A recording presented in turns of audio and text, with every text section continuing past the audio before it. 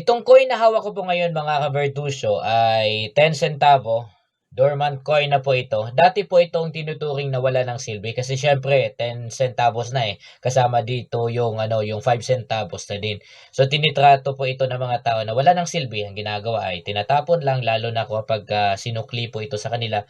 Syempre mga establishment na nagsusukli po nito yung mga na lang, pure gold, mga grocery store, mga ganon.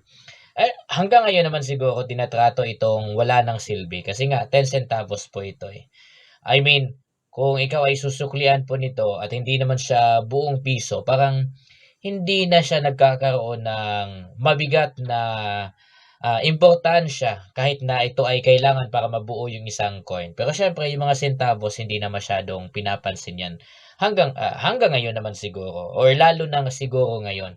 At itong coin na nga na ito ay dormant coin na nga kasi may bago na tayong, mga NGC na release ang, tawag nito, Bangko Sentral ng Pilipinas. Pero alam niyo ba mga ka-Vertusio, itong coin na ito, itong 10 centavo na ito na coin, na dormant coin na hindi natin masyadong binibigyan ng pansin dati or hanggang ngayon, alam niyo ba mga ka-Vertusio na sa market, mataas na po ang bentahan ngayon nito. Yes.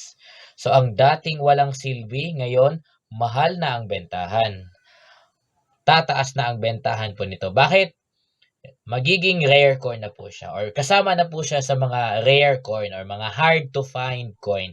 Kasi siyempre, iilan na lang po ang nagkakaroon ng ganito lalo na kapagka ikaw ay naggo-grocery na lang siguro. Bihira na lang or milagro na lang siguro kapagka nasusuklian ka ng gantong klase ng, coin, centavos, okey po, or dormant coin na ganito. Kasi siyempre ito ay, mawawala na rin kasi sa circulation ng mga coin. So, swerte natin kung meron pa tayong ganito, kung meron pa kayong ganito ng klase ng, coin na dormant kasi may bago na tayo, eh, okey po. Kasama din dito yung yung, 5 cents na dormant coin din po ito, ayan. Magkakaroon po ito ng mataas na value. Kung magkano man, abangan niyo 'yan dito sa Vertusio!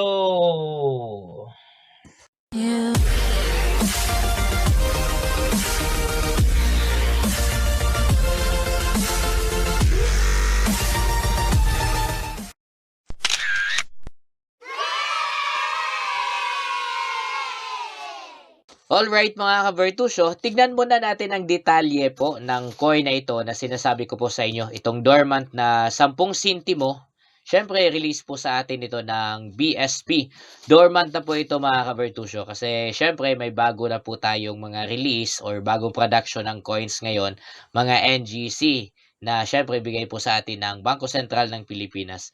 So ang coin na ito ay hindi na talaga kasama sa production, wala na siya sa circulation po ng mga coin. So ito ay dormant coin na po ito and in 2 years po yata ay mawawala na talaga ito. Kumbaga parang kung hindi man siya tinapon ng mga tao dahil wala na itong silbi sa kanila, sorry to say that, ito ay kinukuha na rin ng mga bangko at siyempre binabalik po ito ng, mga karamihan sa Bangko Sentral ng Pilipinas. Kasi 'pag hindi na nagamit kasi yung pera dapat ibalik na yun sa BSP. Pero karamihan sa mga ganito mga ka-Vertusio, hinahanap na po ito ng mga kolektor, mga nobista. Kasi ang mga coin na ito ay meron pong value sa market, ayan. Nabebenta po ito. Magiging kasama po kasi ito sa mga collectible items ng mga kolektor, mga nobista, mga, subastahero, 'yan. Nung nakaraang subastahan nga po sa Pangasinan, sa San Carlos yata 'yun kung hindi ako nagkakamali. Isa din po ito sa mga nagiging highlight doon sa, ginawa po nilang subastahan, ayan. So tignan muna natin ang detalye po mga ka-Vertusio. Siyempre dito sa overside ng coin na 10 centimo or centavo, ito ay siyempre nakasulat po dito ang Bangko Sentral ng Pilipinas at ito yung logo, 'yan logo po 'yan. At kung hindi ako nagkakamali naitatag po yata or natatag bilang BSP ang siyang meron tayo ngayon ay noong 1993. 'Yun yung foundation day ng Bangko Sentral ng Pilipinas. Dito naman sa Reverse, makikita po natin dito ang Republika ng Pilipinas. Yan sa itaas po yan. Like any other coin. Ang market value po dito or the face value, hindi pala market value. The face value na meron po dito ay 10 centimo or 10 centavos po yan. At ang kanyang year series of production ay 2006. Ayan, 2006. Anong grade ba ako nito? 2006. Wait lang. 2006. Ako ay second year college. Hindi. Ano na? Third year college na ako. Third year college, 2006. Running fourth year na. Okay? Sa mga time na yun. Ayan, tapos nakikita nyo po mga ka-Virtusio, ito po ay maayos pa ang quality ng coin. Wala pong gas-gas. Brilliant pa po yung coin na ito. Uncirculated po yan. Ayan o, maayos pa po yung yung kulay. Ang kulay pala ng coin na ito mga ka-Virtusio ay bronze. Bronze po yan. Parang reddish brown or bronze. Gawa sa bronze po ang ang coin na ito. Okay? So wala na po ito sa circulation kasi syempre may bago na pong tawag nito. May bago ng release po sa atin ang Bangko Sentral ng Pilipinas. Ito, ganitong klase ng coin. Ayan o. Ito na yung NGC. Ito nga ay 25 cents 25 cents. Ayan, mga ganitong klase ng ng mga coin ang meron tayo ngayon. Di ko nga alam kung sa NGC ay may pa eh. I guess meron pa din naman yung 10 centimo. I guess meron pa din. Lahat kasi ng mga bagong coin po natin na na-release ng BSP, ganito na ang itsura ng lahat Wala na siyang designation basta ang sizes nila ay magkaiba, pati yung face value. Pero yung itsura nila same lang. Ayan. Pero syempre itong 10 centimo na meron po tayo. Ito yung end demand na po ngayon. Ito po ay hinahanap na po ngayon ng maraming mga kolektor. Kasi bihira na lang po ang magkakaroon ng gantong klase ng dormant coin. Okay? Kung sa mga establishment katulad ng mga grocery stores, mga malalaking grocery stores, bihira na lang po na magbigay ng gantong klase ng coin eh. Mga ganto na rin ang ginagamit actually nila. Ganyan na po. Kasi NGC na po talaga ang Ito ay dahan-dahan na pong binabalik ng mga establishment sa Bangko Sentral ng Pilipinas at mawawala na po ito ng saysay. Pero sa market value or sa mundo ng mga kolektor, mga nobista at mga subastahero, ito po ay may value po yan. Magkano? Sasabihin po natin yan sa inyo sa video na ito.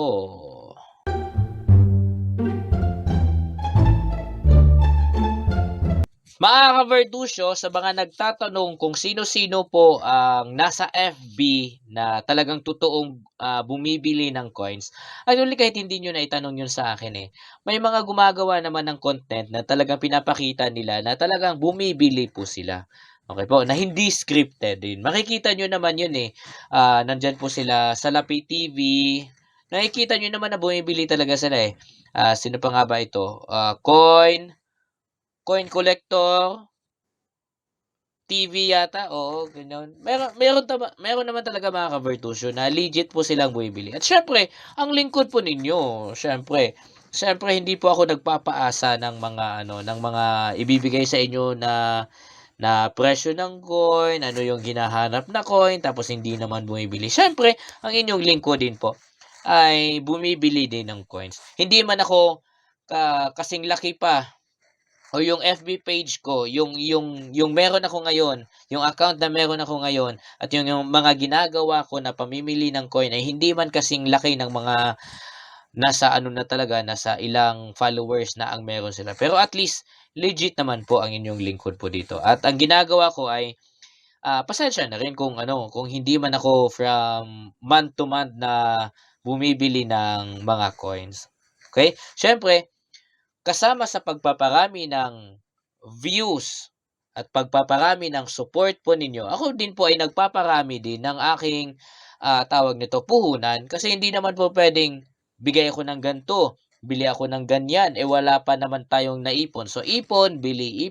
Kasi ang importante po kasi sa'kin, makuha ko po yung mga collectible coins na talagang hinahanap ko. Pangalawa, magawa ko po yung coin set na binubuo po ng grupo po namin. Yun kasi ang mahalaga sa akin, eh. Hindi lang kasi ako bili gan'to kasi gusto ko, bili ng gan'to para dumami yung mga followers, na kahit yung coin na wala namang, value ay binibili rin para lang ano makita ng tao na, bumibili siya ng coin. Ako naman ay kung ano ang hinahanap ng grupo na kailangan doon sa collection namin or kailangan doon sa coin set na binubuo po namin. So, pagpasensyahan niyo na po kung hindi ako, all the time ay bumibili ng coin. Una, hinahanap ko po yung importante muna sa grupo. Pangalawa, nag-iipon din kami kasi siyempre may mga coin set kami na binubuo. At pinakagusto talaga naming buuin na coin set po kasi ay commemorative coins. Ako personally mga kabertusyo, obsessed talaga ako with regards with ano, commemorative coin. Among all other coins po, talagang commemorative coin ang hinahanap ko. Kahit na ang coin na ito ay common, karamihan ng sabi ng iba, common lang ang coin na ito, walang masyadong value ang coin na ito. Para sa akin kasi, dahil commemorative coin po ito, hindi po kasi ito sa demand. Para sa akin demand na rin 'yun, eh. Ang sa akin din at the same time ay, ano ba ang historical value ng coin na ito? Which is nandun sa commemorative coin. Kaya pagdating sa commemorative coin, talagang bumibili ako. At mataas ang ano, ang asking price ko or ang bili ko kasi ang binabayaran ko po dito at siyempre gusto ko kasing mabuo yung coin set na meron ako. Kaya sa commemorative coin, mataas po ang ano, ang asking price ko po diyan or, ang bili ko mismo. Kasi gusto ko, eh, obsession kumbaga. Okay. Kaya sana maintindihan din ng mga, ibang mga nomista or mga collector kung bakit kapagka nag-post ako ng commemorative coin, ito yung sinasabi kong presyo na bibilhin ko. Ako naman ang nag-o-offer, eh. Hindi naman ito yung standard, presyo sa market ng commemorative coin na ito. Kumbaga ito yung offer ko sa commemorative coin na ito na kung meron ka nito, yan ang bili ko sa'yo. Yan, kasi nga obsession ko. Okay po, sana maintindihan ninyo. Hanap ko po kasi. Kumbaga parang personal choice of collecting coin ko, which is yung commemorative coin. Kaya gano'n ako magbigay ng presyo. Which is, ano naman yun, legit naman yun sa mga nabibilhan ko. Alam nyo po yan.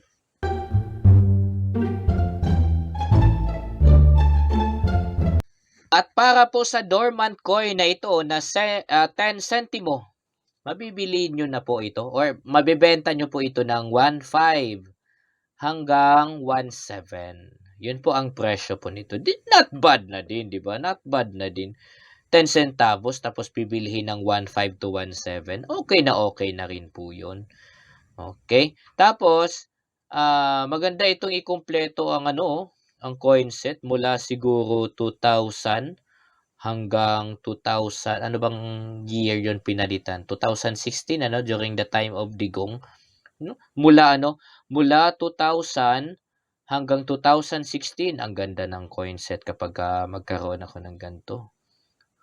10 centimo coin set mula 2,000, year 2000 hanggang 2016. Ay, ang ganda. Ayan. So, pwede na pong maibenta po ito. Pwede nyo ring i-alok po ito sa mga kilala po nating legit na buyer ng mga coins. Bentahan po nito 1.5 hanggang 1.7.